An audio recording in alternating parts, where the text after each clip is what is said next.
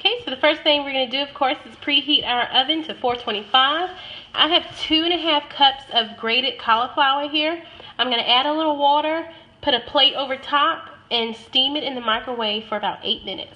Try to get out as much water as possible because that'll affect your crust and make it soggy if there's a lot of water. So once you squeeze your water, it should look like this.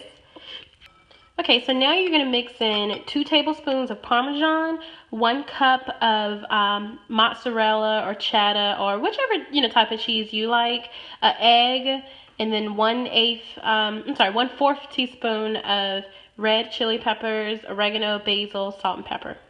Okay, now you're going to spray your pizza pan with some non-stick cooking spray, and then we're going to form the cauliflower crust. The best thing to do is get some parchment paper so that you can easily flatten it, and I'll show you what I mean. Now, if you don't have any of this, just use your hands. It's totally fine. It's just that the parchment paper, see how it's thinning it out so easily? We're not really thinning it out, but you know what I'm trying to say. Okay, so now what we're going to do is bake this in the oven for about 15 minutes. So while your crust is cooking, go ahead and chop up your toppings. Since this is a veggie pizza, I'm going to be using sweet onions, tomatoes, green peppers, red peppers, some kale, some jalapenos, and some slices of garlic. For my sauce, I was able to find a pretty decent brand. This has about 3 grams of carbs per 1/4 cup, and this is 1/4 cup, which should be plenty, for the sauce. And then I also have the remaining cheese, which is about 1/2 cup of Parmesan, mozzarella, and cheddar mix. And this is just the brand that I'm using. I have not been able to find one that's better than this.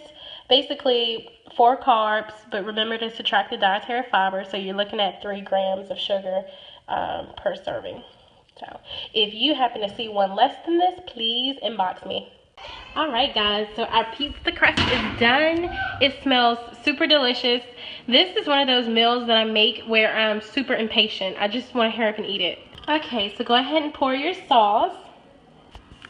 Keep in mind, this is more like a thin crust pizza. You can definitely make the crust thicker, but you're going to want to use more cauliflower, which of course will increase your carb content. So just be careful with that. I used the 2½ cups, and that came out to 4 carbs, so that's perfect. So I'm going to go ahead and sprinkle some cheese on it. Okay, I got all my toppings. I'm going to go ahead and add the remainder of the cheese. Feel free to add as much cheese as you like.